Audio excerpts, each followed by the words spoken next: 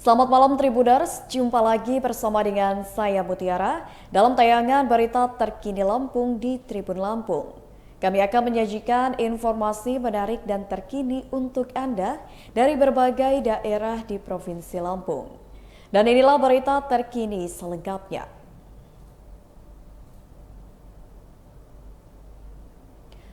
Polresta tangkap 12 pelaku curanmor dan 1 penadah di bulan September.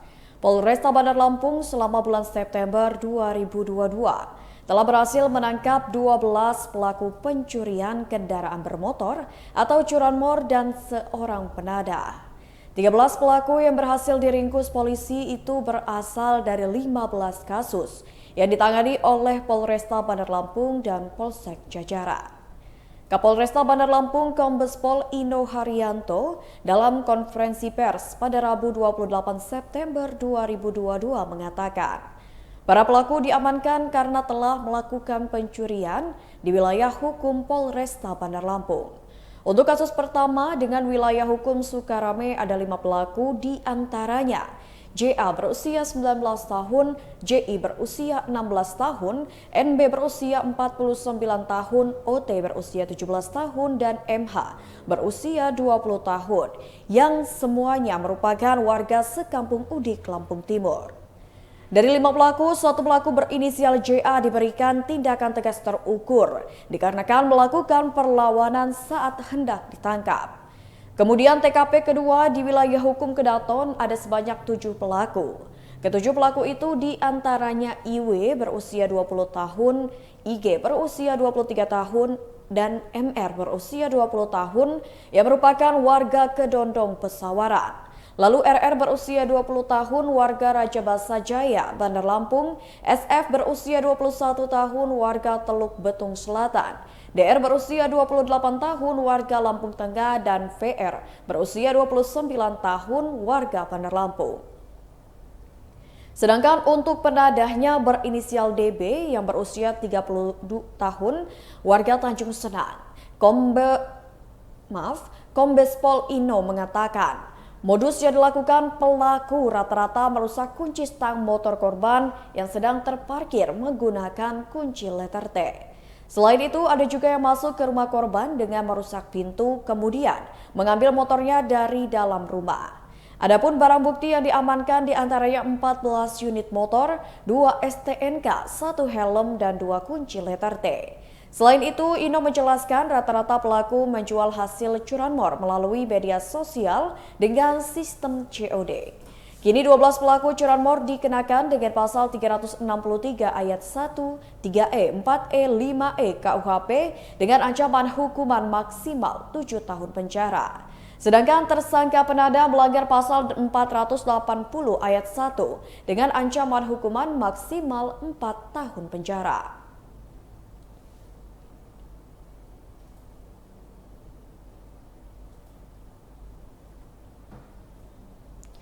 Berita selanjutnya, KPK periksa 11 saksi kasus Profesor Karomani mulai dari Warek, Dekan hingga staf humas.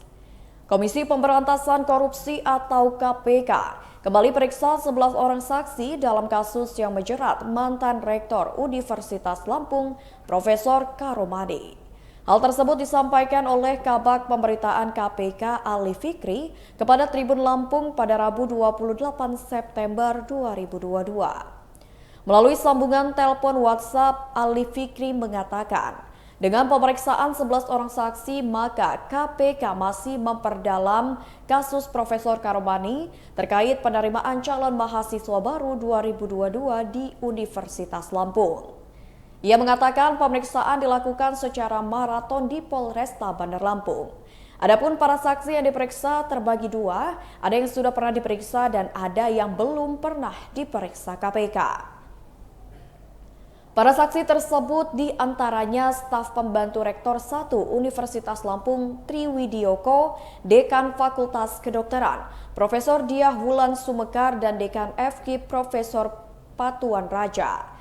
Warek 4 Universitas Lampung Profesor Suharso, Dekan Fakultas Teknik Helmi Fitriawan, dan dosen Universitas Lampung Mu'alimin.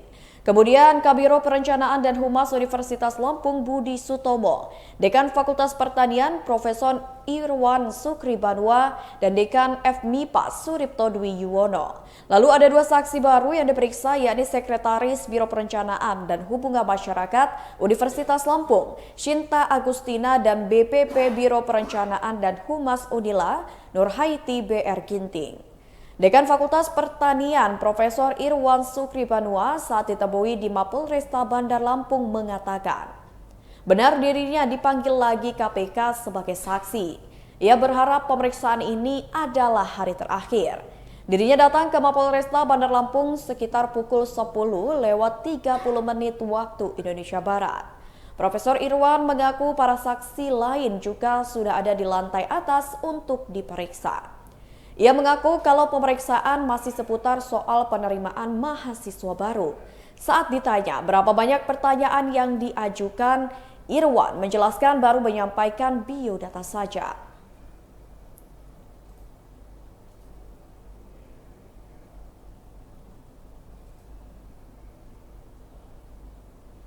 Berita selanjutnya, truk sampah terguling di Jalan Hanoman, Kadis DLH sebut kejadian biasa. 1 unit mobil truk pengangkut sampah dengan nomor polisi BE9094AZ milik Dinas Lingkungan Hidup Kota Bandar Lampung terguling di tempat pembuangan sampah sementara di Jalan Hanoman, Sawah Brebes, Tanjung Karang Timur, Bandar Lampung. Supir truk sampah Alwin pada Rabu 28 September 2022 mengatakan, truk terguling pada pukul 8 waktu Indonesia Barat. Alwin menyebutkan kondisi rel di bawah tank truk miring dan ditambah kondisi bak sampah yang sudah rapuh menjadi penyebabnya. Ditambah lagi sasis mobil minta diganti. Sedangkan untuk muatan ia mengatakan tidak banyak, hanya sekitar 2 ton. Kepala Bidang Kebersihan dan Pengelolaan Sampah DLH Kota Bandar Lampung, Ismet Saleh mengatakan, mobil truk muatan sampah sering terguling akibat muatannya banyak. Selain itu, ia berjanji akan ada peremajaan mobil truk sampah sekitar 4 atau 5 unit truk. Sementara Kepala DLH Kota Bandar Lampung Budiman mengatakan truk sampah yang terbalik itu kejadian biasa yang memungkinkan disebabkan saat mau menarik kontainer, bak sampah tidak seimbang sehingga terbalik. Budiman menyatakan saat ini kondisi sekitar lokasi sudah kembali normal dan truk sudah beroperasional seperti biasa. Ia juga menyebut penyebab truk terbalik juga dikarenakan kondisi kendaraan tidak layak pakai. Pasalnya dari 114 unit truk sampah yang dimiliki oleh DLH, ada 27 unit truk yang masuk kategori tidak layak. Menurut Budiman, memang tiap hari ada laporan yang masuk mengenai unit truk operasional yang mengalami kerusakan. Menyikapi permasalahan tersebut, Budiman menyatakan DLH Bandar Lampung tengah mengupayakan dukungan dari pihak swasta. Ia berharap pihak swasta nantinya dapat membantu DLH Bandar Lampung melakukan perbaikan gerobak sampah dan menyediakan tempat sampah. Sementara waktu, lanjut Budiman, solusinya dengan sistem silang, yakni saling backup untuk pengangkutan sampah di tiap kecamatannya.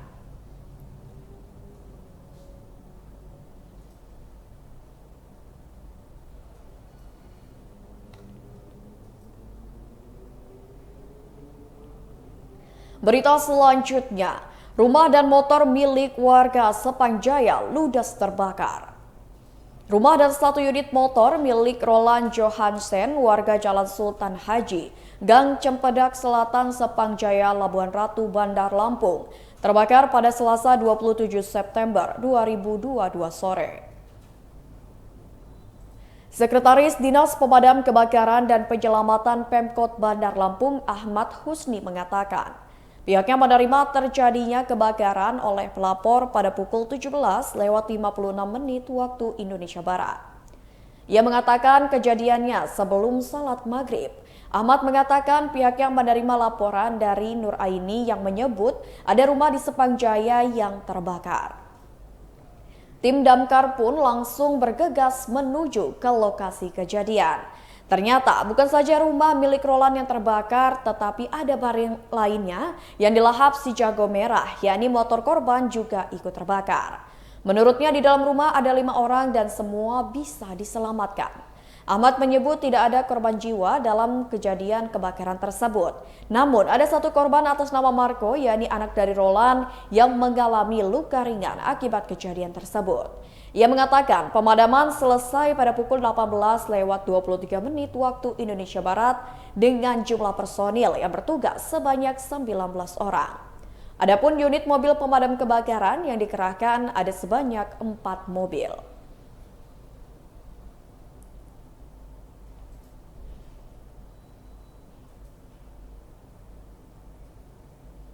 Berita selanjutnya, Gubernur Arinal tebar 1 juta benih ikan langka di Wai Tulang Bawang.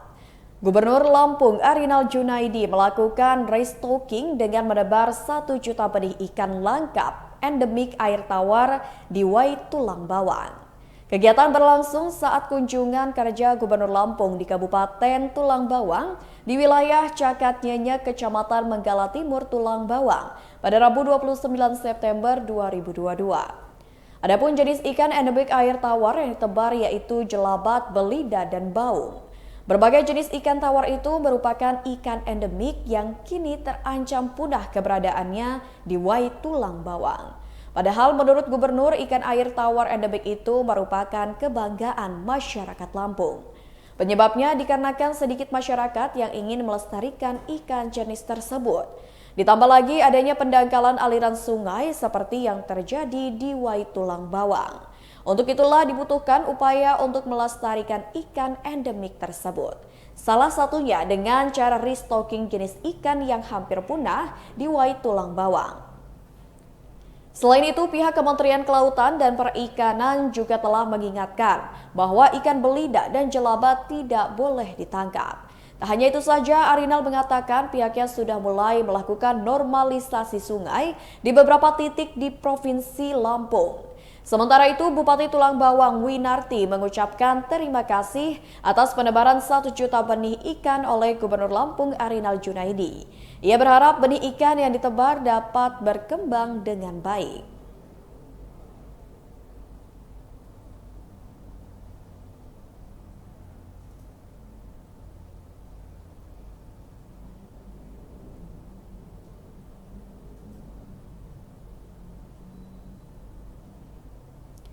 Berita selanjutnya, 63 tahun milenial Pesawaran rintis usaha jadi petani hidroponik. Seorang milenial asal Kabupaten Pesawaran sukses memiliki usaha tanaman hidroponik. Milenial tersebut adalah Yobiansyah, warga desa Banjarnegeri, Kecamatan Wailima, Kabupaten Pesawaran. Yobi mengawali bisnisnya karena ia hobi bercocok tanam hingga akhirnya kini ia menjadi salah satu penyuplai sayuran hidroponik di Provinsi Lampung. Ia menceritakan pada tahun 2019 ia memulai apa yang dijalaninya saat ini dengan modal pengalaman, referensi, dan ilmu yang ia dapatkan dari petani hidroponik ataupun dari internet.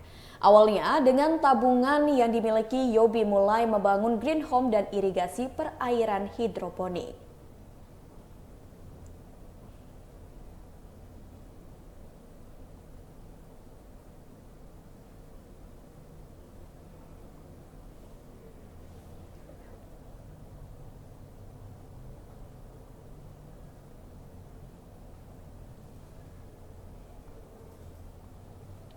Alasannya mendirikan green home untuk mencegah hama masuk ke kebun hidroponiknya. Sedangkan irigasi tersebut ditujukan agar air secara konsisten mengaliri kebunnya dengan sirkulasi air yang baik.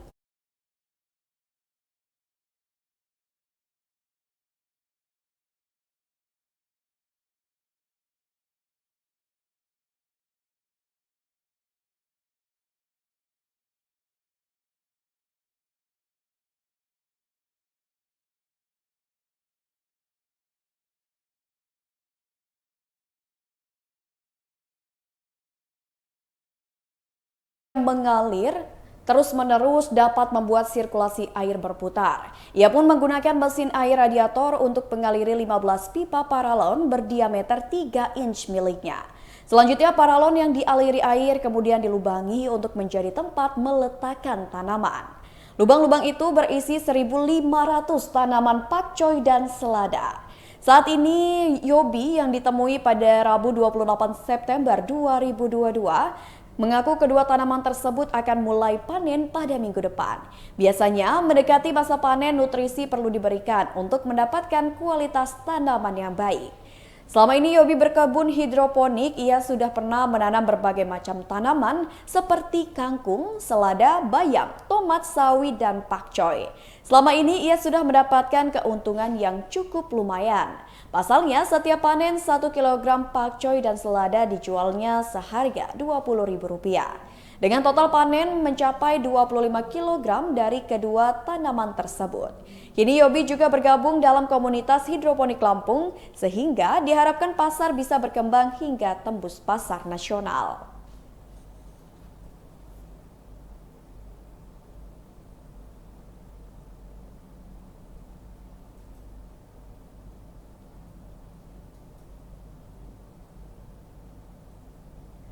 Baiklah Tribuners, itulah berita terkini Lampung bersama dengan saya Mutiara. Jangan lupa untuk terus saksikan YouTube Tribun Lampung News Video, Facebook Tribun Lampung, Instagram @tribunlampung, dan TikTok @tribunlampung untuk informasi terupdate lainnya. Selamat malam dan sampai jumpa.